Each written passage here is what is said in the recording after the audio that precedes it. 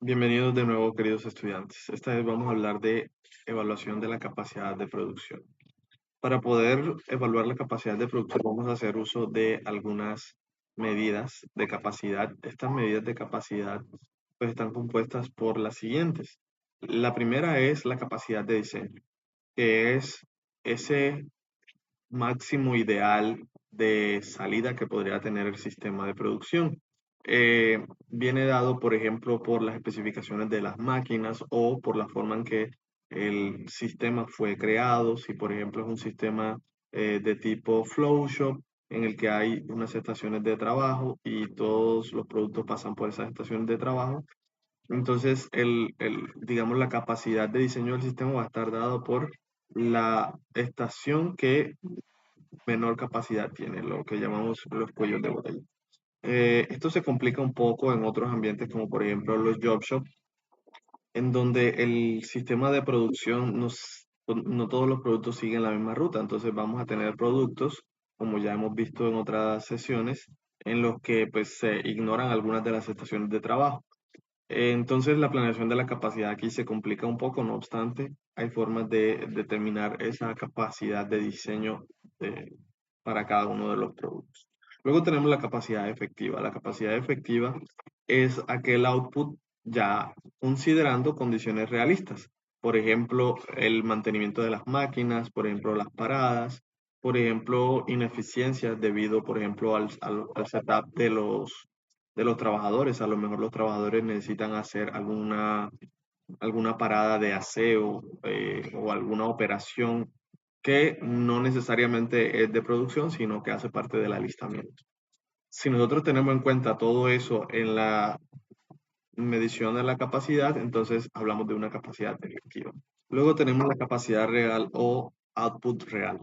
Este output real o capacidad real es el verdadero uso de la capacidad en un determinado periodo. Refleja eh, cuánto se produjo en realidad y consideramos todas las ineficiencias y posibles paradas, ya sea por alistamientos o parada en las máquinas o demás. Muchas veces la capacidad efectiva no se va a poder aprovechar al 100%, ya sea por voluntad propia de la organización o porque la demanda no es suficiente y por lo tanto pues producir de más sería un desperdicio también de recursos. Luego tenemos estos dos ratios que nos miden el uso de la capacidad. Entonces, el primero habla de la eficiencia y la eficiencia, ¿cómo se mide? Pues sería el output real dividido entre la capacidad efectiva. Eso nos da un porcentaje, el output real siempre va a ser menor que la capacidad efectiva, siempre, o sea, esto de aquí es menor que esto de aquí y bueno, eso lo convertimos en un porcentaje. Más adelante vamos a ver algunos ejemplos de esto. Luego tenemos el índice de utilización de la capacidad, que habla más o menos de un concepto similar, pero respecto a la capacidad de diseño. Entonces es cuánto de esa capacidad idealista estoy utilizando realmente. Veamos un ejemplo de medición de la eficiencia, por ejemplo. Entonces tenemos una planta manufacturera que produce 1000 unidades por día, esa es su capacidad de diseño. De esas 1000 unidades, en realidad, debido al mantenimiento y debido a cambios de turnos, entonces solamente hay una capacidad efectiva de 800 unidades por día. Y en determinado periodo, la planta fabricó solo 700 unidades. ¿Cuál fue la eficiencia en ese periodo?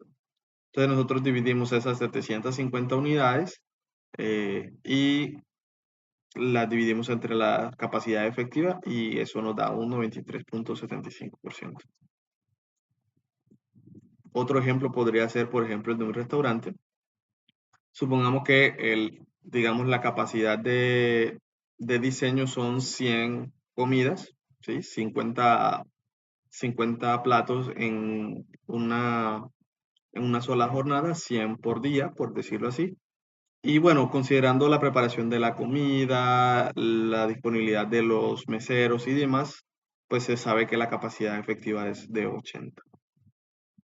Entonces, en un cierto determinado día se sirvieron 75 comidas. ¿Cuál fue la eficiencia de ese día?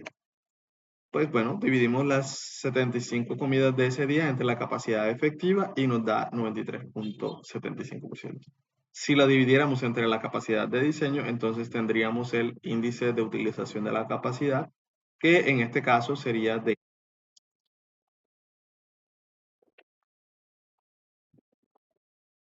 75%. Veamos un tercer ejemplo.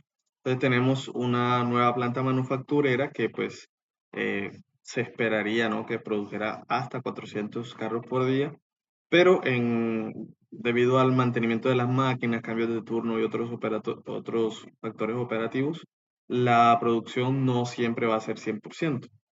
Entonces, tenemos esa capacidad de diseño y tenemos en esta ocasión 2 horas por día para mantenimiento y operamos 24 horas por día. Entonces nos preguntan cuál es la capacidad efectiva. Entonces lo primero es calcular esa cantidad de horas efectivas, por decirlo así, las horas reales. Y eso lo vamos a hacer mm, pues, restándole esas 2 horas a las 24. Entonces tenemos una capacidad efectiva de 22 horas por día, ¿sí? Medida en tiempo. Ahora, ¿cómo convertimos esa cantidad de horas por día a vehículos? Entonces, sabemos que la capacidad de diseño era 400, entonces multiplicamos esa capacidad de diseño por este factor, ¿sí? Esto nos da 400 carros por día, esto nos da 22 horas por día. Entonces, al calcular efectivamente esa tasa de utilización de diseño, ¿sí? Pero a nivel de tiempo, multiplicando estos dos nos da que hay un potencial efectivo de producir 366 vehículos, casi 367. En el caso de la eficiencia, entonces supongamos que en cierta ocasión se produjo eh, 350 carros. Entonces, fue la eficiencia en esa ocasión? Pues dividimos y multiplicamos por 100, por 100%, y eso nos da un 95% de capacidad, de eficiencia de la capacidad. Tenemos un ejemplo adicional. Supongamos que tenemos un hospital y pues ellos pretenden servir 120 pacientes por día. La capacidad de diseño es de 150, pero pues esta es la capacidad efectiva. Entonces, la pregunta es si, por ejemplo, tenemos una restricción de disponibilidad del personal del 90% del tiempo, o sea, el personal no está el 100% del tiempo disponible y tenemos en cambios de turno el 10% también de gasto de la capacidad y en cierto día se atendieron 115 pacientes, ¿cuál fue la eficiencia de ese día? Entonces, pues obtenemos la capacidad efectiva teniendo en cuenta la capacidad de diseño que es 150, la disponibilidad de los trabajadores que es del 90% y el tiempo gastado en los cambios de turno. Entonces, si esta cuentica pues nos da esto, ¿sí? Entonces tenemos 150 que es la capacidad de diseño, esto sería el factor de disponibilidad del personal y esto sería lo de los cambios de turno y eso nos da una capacidad efectiva de 121 pacientes por día.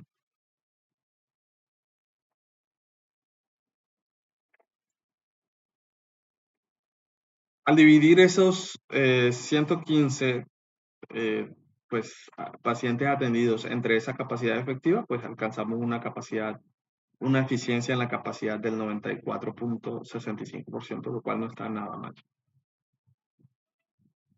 Sin embargo, teniendo en cuenta que la capacidad de diseño eran 150, al dividir 115 entre 150, pues eso sí nos da un impacto en índice de utilización de la capacidad. Se le deja como tarea calcular el índice. Supongamos este otro ejemplo en el que tenemos ahora un data center que tiene una capacidad de diseño de 500 terabytes por día. Sin embargo, debido a restricciones y a conservación de la energía y mantenimiento, la capacidad de diseño se va a ver reducida en 22 horas por día. En cierto día se procesaron 460 terabytes. Entonces, la pregunta es, ¿cuál fue la eficiencia de ese día? Entonces, lo primero es, vamos a calcular la capacidad efectiva. Esta capacidad efectiva, pues ya saben que es la capacidad de diseño descontando todas esas irreversibilidades, todas esas ineficiencias que hacen que la capacidad no se alcance por completo. En este caso es que el tiempo operativo es solo de 22 horas. Entonces dividimos esas 22 entre las 24 y eso nos da que la capacidad efectiva es Y eso nos da que la capacidad efectiva es de 458 terabytes por día. Como en ese cierto día se procesaron 460 terabytes, entonces tenemos un aprovechamiento de la capacidad del 100.36%. Ese actual output que tenemos aquí de 460 probablemente se debió a que esas 22 horas en realidad no fueron 22 horas, entonces la capacidad efectiva, fíjense que fue un poquito menor. Por lo tanto, tal vez hubo una subestimación de la capacidad efectiva para ese día. O puede ser que estos 460 sean un dato erróneo también. Bien, para el caso de los tres ejemplos vistos, lo que vamos a tener es básicamente esto. En azul vamos a encontrar siempre la capacidad de diseño. Fíjense que siempre va a ser la más grande de todas. La capacidad efectiva le sigue usualmente en cantidad, es un poquito inferior debido a las ineficiencias. Y el uso real de la capacidad, pues va a ser menor que esa capacidad efectiva, a menos que pues sucedan cosas como lo del data center en la cual probablemente hubo una mala estimación ahí de los parámetros del ejercicio. Como ejercicio, para que ustedes lo hagan en casa, les dejo la siguiente situación. Entonces tenemos una empresa manufacturera que quiere eh, hacer una nueva planta de producción para incrementar pues la capacidad y satisfacer la demanda. Los pronósticos de la demanda eh, nos dicen que van a crecer en 10.000 unidades por mes durante los próximos 5 años. Entonces, debido a ineficiencia en la capacidad de operación y a un presupuesto limitado, eh, solamente hay 500 horas máquinas disponibles, 5.000, perdón, horas máquinas disponibles. Y cada producto tarda en ser producido 30 minutos.